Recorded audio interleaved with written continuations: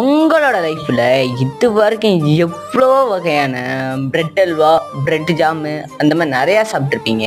ஆனால் பிரெட்டை வச்சு கச்சோரின்னு ஒன்று செஞ்சுட்டு இருக்காங்க. அது எப்படி செய்கிறாங்கன்னு பார்த்தீங்கன்னா, ஃபஸ்ட்டு கடாயில் வந்துட்டு 2 பண்ணையும் ஃபஸ்ட்டு திருப்பி போட்டுக்கிறாங்க.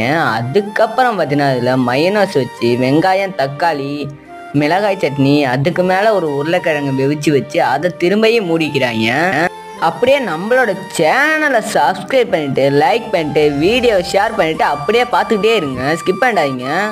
ஃபைனலாக என்ன பண்ணுறாங்கன்னு பார்த்தீங்கன்னா, அந்த இதை அப்படியே கட் பண்ணிவிட்டு இதை தொட்டு சாப்பிட ஒரு உருளைக்கிழங்கு மசாலா செஞ்சு தந்தாங்க பாருங்கள்.